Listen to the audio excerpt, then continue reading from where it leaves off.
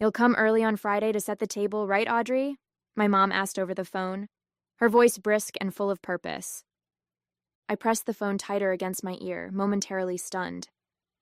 Wait, what's happening Friday? The dinner party for Brian's promotion, she said, as though it should have been obvious. I frowned, switching the phone to my other ear. I wasn't invited. Well, of course not, she replied, her tone dismissive. It's mostly Brian's colleagues and friends. You wouldn't really fit in.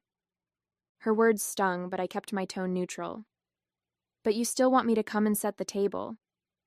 Exactly, she said, as though I'd just solved a puzzle. You're so good at these things, Audrey. You've always had an eye for detail. And don't worry about staying long. Just help set up and make sure everything's ready. We'll handle it from there. I closed my eyes, letting her words sink in. Once again, I wasn't good enough to be a guest, but I was indispensable when it came to doing the grunt work. My name is Audrey, and for my family, I'm not much more than a reliable extra. The one they call when they need someone to clean up a mess or make sure everything is picture perfect for Brian's endless parade of accomplishments.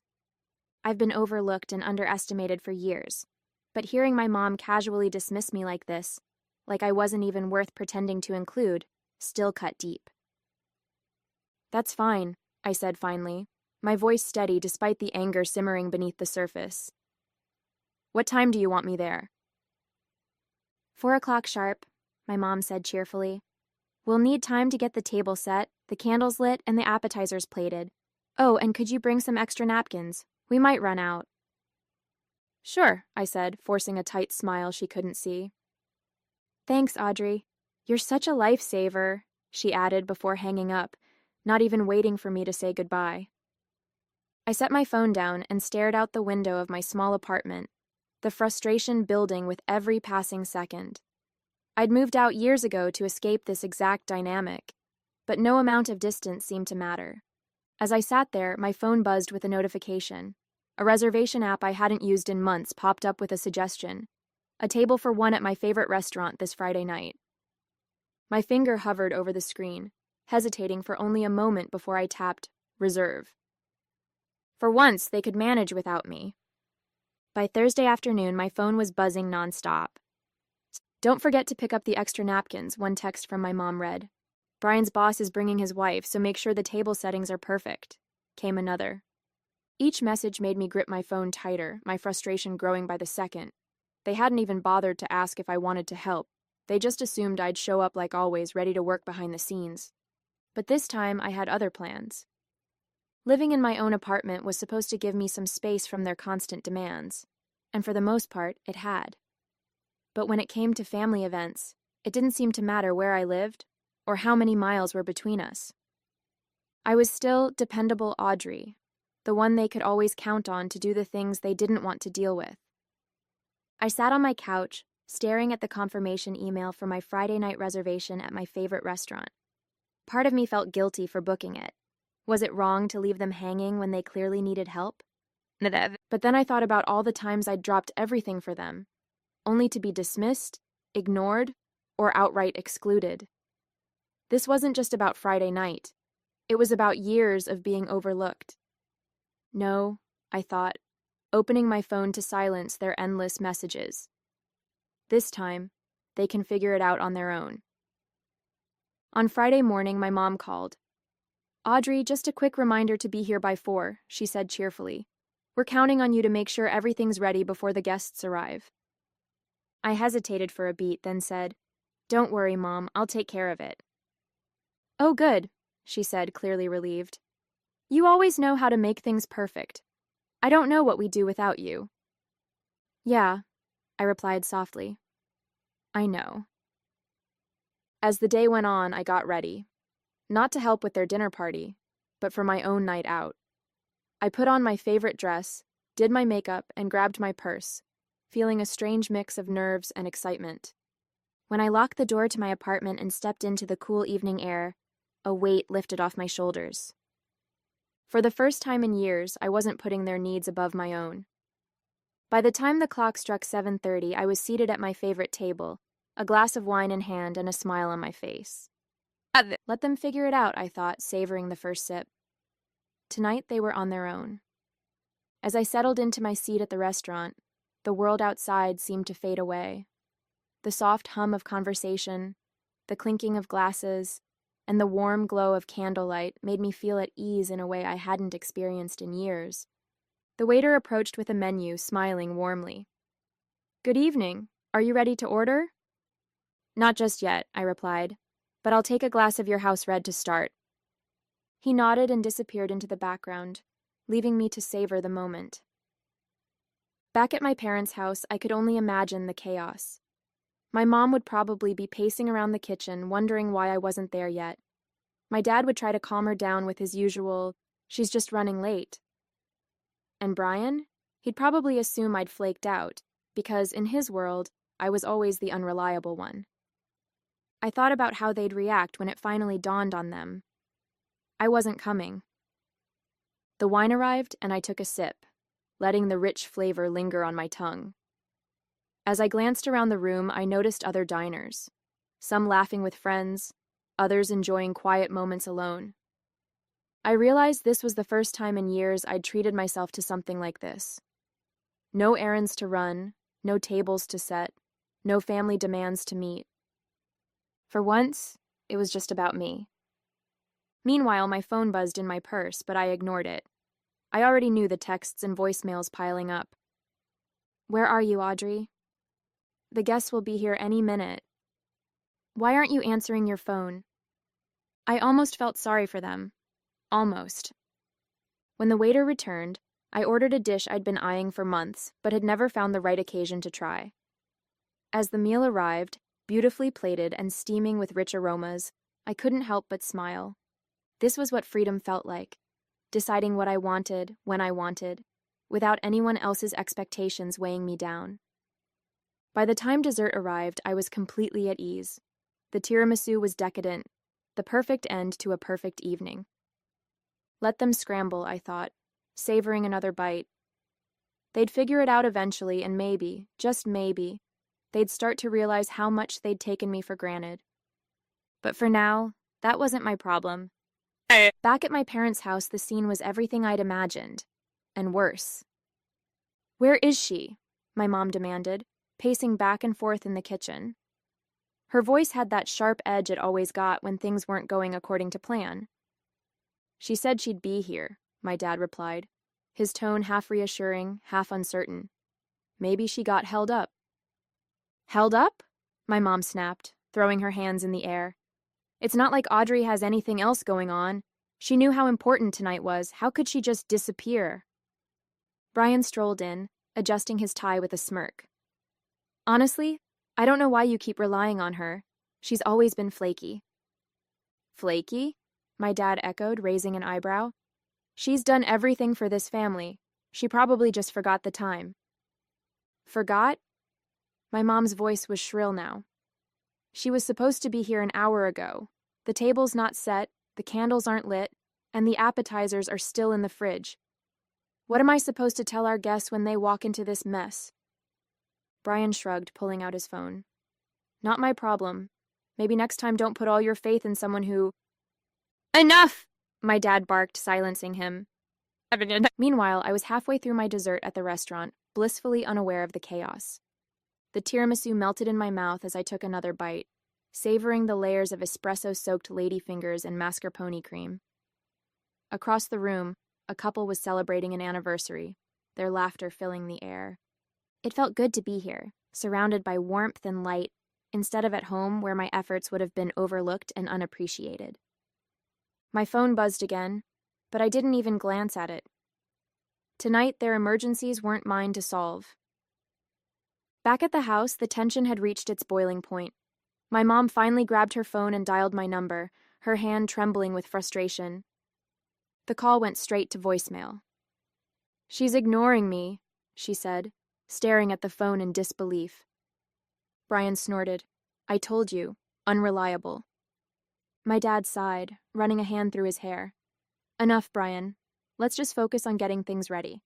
Audrey's not here, so we'll figure it out ourselves." "That's easy for you to say," my mom muttered. "You're not the one who has to explain this disaster to our guests." The doorbell rang, And the first guests arrived, stepping into a house that was anything but ready.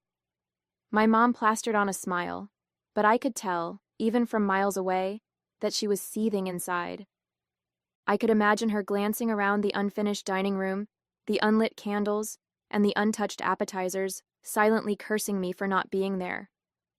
And for the first time, I didn't care.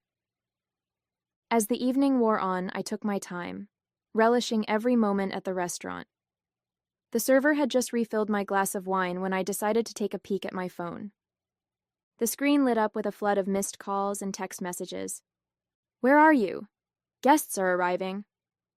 Everything's falling apart. We need you now." "You're being so selfish, Audrey." I smirked, setting my phone back down without responding. For years, I'd dropped everything to help them. Tonight, they could manage without me. Back at the house, the dinner party had devolved into barely contained chaos. The dining room table was set, but it lacked the polished touch my mom had been counting on. The silverware was mismatched, the tablecloth was creased, and the candles sat unlit in their holders. "Why aren't the appetizers out yet?" my mom hissed at my dad, who was frantically trying to open a bottle of wine. "I'm doing the best I can," he snapped, the corkscrew slipping in his hand. "You said you'd handle the appetizers." "I said Audrey would handle it," my mom retorted, her voice sharp. "But she's not here, is she?" Brian, seated at the head of the table with a drink in hand, rolled his eyes. "Just calm down. No one's going to care about the tablecloth or whatever. Can we just start eating?" "Brian, this is your dinner party," my mom said, her face flushing with frustration. "You could at least pretend to care about the details." "Maybe you should have invited someone who actually knows how to throw a party," one of Brian's friends muttered under his breath, loud enough for my mom to hear. Her eyes widened, and for a moment she looked like she might explode. While they scrambled to salvage the night, I was indulging in a decadent slice of cheesecake at my table. Across the room, I overheard a couple chatting with the waiter about their travels, describing the beauty of the Amalfi Coast. The conversation sparked something in me, a longing to experience more of life beyond the narrow box my family had kept me in. I made a mental note to add travel to my list of priorities, along with continuing to prioritize my happiness. As the dinner dragged on, my phone buzzed one last time. This time, it was a text from my dad. "We're sorry, Audrey. We shouldn't have assumed you'd handle everything. Can we talk later?" I read the message twice, my emotions a mix of satisfaction and vindication. For the first time, it seemed like they were starting to understand what they'd taken for granted. But tonight wasn't about them. It was about me. With that, I turned my phone off and signaled the waiter for the check.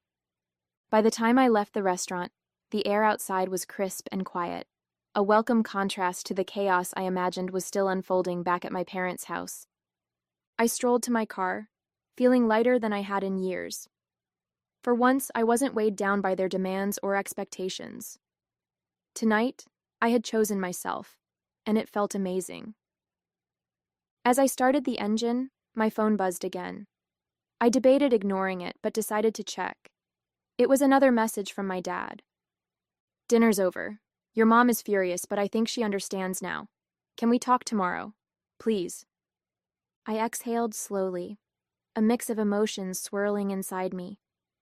Was this genuine regret, or just another attempt to pull me back into the role they'd always expected me to play? I put the phone down without responding. Tonight wasn't about fixing things with them. It was about proving to myself that I didn't have to live under their thumb anymore. Back at the house, the fallout from my absence was in full swing. Guests had left earlier than expected, citing early mornings and long drives. The kitchen was a mess of half-empty plates and wine-stained glasses, and the once pristine tablecloth was now crumpled and dotted with spills. Brian had retreated to the living room, scrolling on his phone without a care in the world, while my mom stood in the kitchen, glaring at the disaster in front of her. "This wouldn't have happened if Audrey had been here," she muttered, slamming a plate into the sink. "Maybe," my dad said, leaning against the counter. "Or maybe we shouldn't have expected her to handle everything in the first place." She turned to him, her eyes narrowing. "What's that supposed to mean?" "It means," he said slowly, "that Audrey has done more for this family than any of us give her credit for. And maybe it's time we start appreciating her instead of taking her for granted." My mom opened her mouth to argue but paused, her expression softening just slightly. By the time I got home, the messages had stopped. I slipped off my shoes, poured myself a glass of water, and sank into the couch, feeling a deep sense of calm. The night hadn't been perfect. It wasn't like one dinner would change years of being overlooked. But it was a step. For the first time, I had set a boundary, and it felt like the start of something better. As I turned out the lights and headed to bed, I thought about my dad's last message. Maybe I'd call him tomorrow, but tonight I was content to let them sit with the realization of what life was like without me holding it all together. Let them figure it out for once. The next morning, I woke up feeling unusually refreshed. No barrage of texts or missed calls greeted me, which was a small but satisfying victory in itself. I brewed a cup of coffee and sat by the window, watching the early sunlight filter through the curtains. For once, there was no weight of expectation hanging over me, no list of chores I was expected to complete. It felt good, peaceful even. By mid-morning, my phone buzzed. It was a call from my dad. I hesitated for a moment before picking up. "Hi, Dad." "Hey, Audrey," he said, his tone unusually soft. "Do you have a minute?" "Sure," I replied, keeping my voice neutral. "I just wanted to apologize," he began. "Last night, we shouldn't have assumed you'd drop everything to help. That wasn't fair to you." I blinked, momentarily caught off guard. My dad wasn't usually one to admit fault, especially when it came to family dynamics. "It's okay, Dad," I said, though my voice wavered slightly. "I've just been feeling invisible lately, like I'm only valued for what I can do for everyone else." "I know," he said, sighing heavily. "Your mom and I talked about it after the guests left. We realized how much we've come to rely on you without ever really acknowledging how much you've done." "That means a lot to hear," I admitted, my chest tightening with a mix of relief and emotion. We talked for a few more minutes before hanging up. It wasn't a perfect resolution, but it felt like a step in the right direction. Later that day, Amanda came over to check in. She'd been my sounding board for years, always ready to offer advice or a glass of wine when things got tough. "So," she said, plopping onto my couch with her usual dramatic flair. "How'd it go? Did the dinner party collapse without you?" "Pretty much," I said with a smirk. "But the real surprise? My dad actually apologized." Her eyes widened.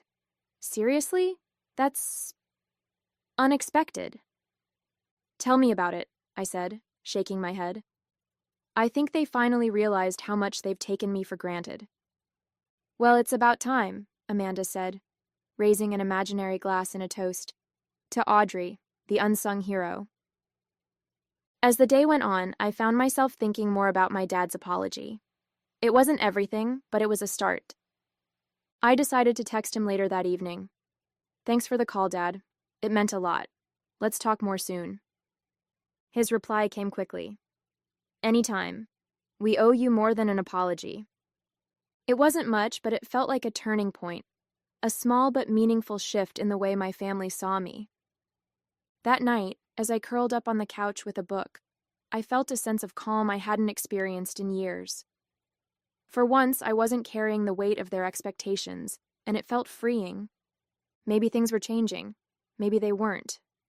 But either way, I knew one thing for sure. I'd never let myself fade into the background again. The following week, I decided it was time to have a proper conversation with my mom. My dad's apology had been a good start, but I knew she was the one who really needed to hear me. I called her on a quiet afternoon. She picked up on the second ring, her voice as brisk as ever. "Audrey, I wasn't expecting you to call. Everything okay?" "Yes, Mom," I said evenly, "but I think we need to talk." There was a pause on the other end. "About Friday?" "Among other things," I replied. We met for coffee at a small cafe near her house. She arrived looking slightly defensive, her posture stiff as she sat down across from me, Your father said you were upset, she started, skipping any pleasantries. I wasn't just upset, I said, cutting straight to the point. I was hurt, Mom. I've spent years doing everything for this family, helping at events, cleaning up messes, running errands, and it's like none of it even matters unless it benefits Brian. She opened her mouth to respond, but I held up a hand. Let me finish. You didn't even invite me to the dinner. You just expected me to set the table, handle the details, and disappear when the guests arrived. Do you have any idea how that feels?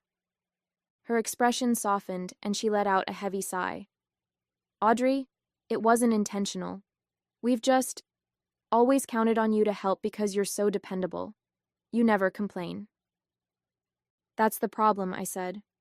I never complain because I was raised to believe it wasn't my place to. But I'm not just dependable, Mom. I'm your daughter, and I deserve to be treated like I matter. Not just for what I can do, but for who I am. She looked down at her coffee, stirring it absent-mindedly. You're right, she said finally. We've been unfair to you. I didn't realize how much we were asking of you without giving anything back. I nodded, feeling a weight lift off my chest. I'm not saying I won't help when it's needed, but I'm done being taken for granted. From now on, I'm setting boundaries. The conversation ended on a surprisingly positive note. My mom apologized sincerely, and though I knew change wouldn't happen overnight, I felt a flicker of hope. Over the next few weeks, things started to shift. My parents began including me in more decisions, asking for my input instead of assuming I'd handle everything. Brian, predictably, stayed indifferent, but I didn't need his validation to know my worth. One Saturday, I stopped by the house for dinner, an actual invitation this time. My mom greeted me warmly, and I noticed immediately that the table was already set.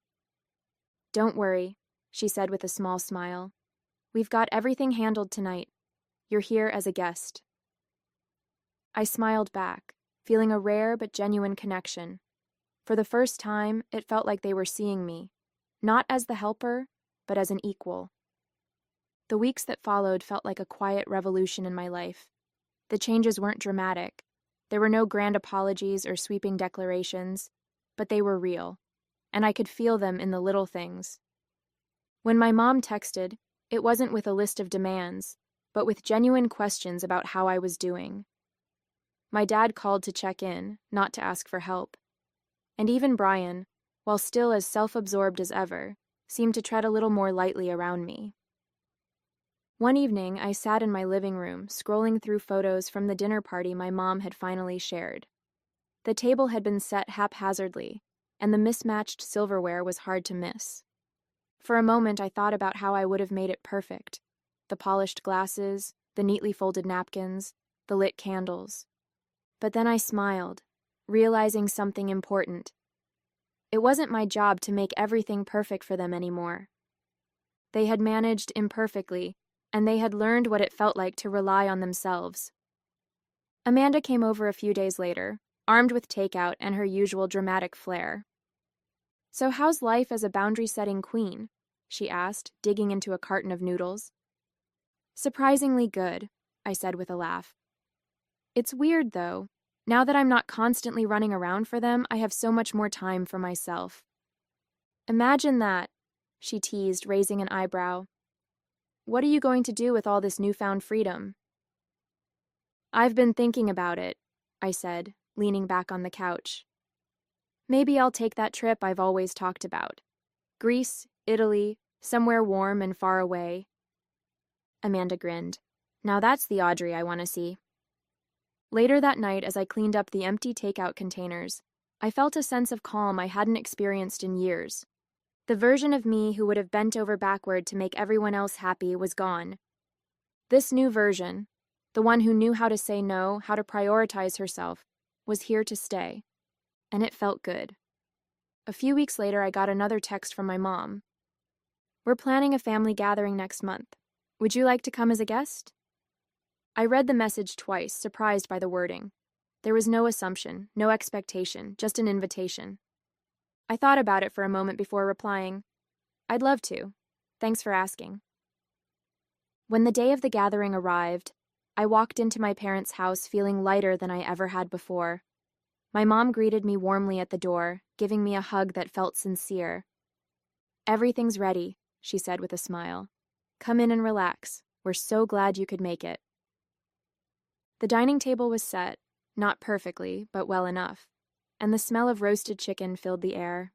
My dad was in the kitchen pulling appetizers out of the oven, while Brian lounged on the couch, chatting with some of the other guests. For once, I wasn't rushing around behind the scenes, trying to make everything flawless. As the evening went on, I found myself enjoying the gathering in a way I hadn't before. I laughed with my dad over a silly story from my childhood, shared a glass of wine with my mom, and even exchanged a few cordial words with Brian. It wasn't perfect, but it didn't need to be. Later that night, as I helped my mom bring out dessert, she gave me a grateful smile. "I'm really glad you came tonight," she said softly. "It's nice having you here, just as you are." The words caught me off guard, but I could tell she meant them. "Thanks, Mom," I said, feeling a warmth I hadn't felt in years. When I left the house that evening, the air was cool and quiet. As I drove back to my apartment, I reflected on how much had changed.